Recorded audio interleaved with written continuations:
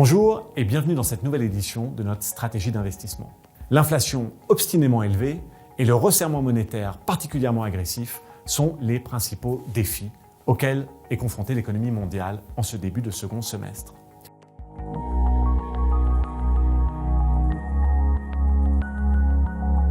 La Réserve fédérale américaine est investie d'une mission de plus en plus complexe, réduire l'excès de demande sans causer trop de dégâts à la croissance. La hausse des prix et des anticipations d'inflation ont contraint la Banque centrale américaine à accélérer le relèvement des taux directeurs. Avec une Fed déterminée à lutter contre l'inflation à tout prix, une sévère contraction de l'économie américaine est-elle inévitable? Nous pensons qu'une récession modérée est tout de même probable en 2023, avec un pic des taux autour de 3,5% et un chômage qui devrait dépasser les 4,5%. Pour sa part, l'Europe vit une situation assez différente. Avec une activité toujours inférieure à sa tendance d'avant-pandémie, la croissance de la zone euro est particulièrement menacée par la guerre en Ukraine. Par ailleurs, l'inflation est davantage due à l'offre, du fait des chocs sur les prix des denrées alimentaires et de l'énergie. Le cycle de relèvement des taux de la BCE devrait donc être d'une moindre ampleur que celui de la Réserve fédérale américaine, les taux atteignant un pic d'environ 1,25% début 2023. La BCE est également en train de créer de nouveaux outils pour éviter les risques de fragmentation. La Banque nationale suisse relève elle aussi le loyer de l'argent, permettant au taux de revenir en territoire positif dès cette année. En Chine, l'économie redémarre progressivement. Face à un rebond fragile, les autorités renforcent leurs mesures de soutien à la croissance et les tensions sur les chaînes d'approvisionnement commencent à peine à s'atténuer. Cependant, une reprise complète ne semble pas à l'ordre du jour avant cet automne. L'économie mondiale est donc confrontée à de nombreuses incertitudes et d'importants défis, mais les politiques monétaires commenceront à déployer leurs effets ces prochains mois, réduisant la demande et freinant la croissance. À mesure que les déséquilibres entre offre et demande s'amélioreront, les pressions inflationnistes devraient s'atténuer. Cela devrait permettre aux banques centrales d'adopter une approche moins restrictive, ce qui réduit la probabilité de scénarios économiques les plus extrêmes. Tournons-nous maintenant vers Stéphane pour découvrir comment nous gérons les portefeuilles de nos clients dans un environnement aussi complexe.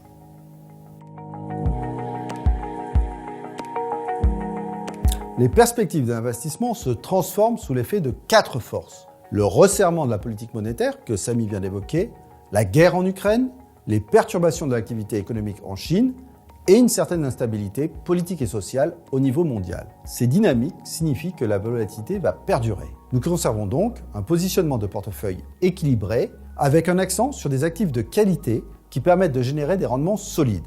Nous gardons une pondération neutre aux actions tout en utilisant des stratégies d'options de vente sur indices boursiers américains et européens afin de protéger partiellement les expositions aux actions de nos clients contre de nouvelles baisses potentielles.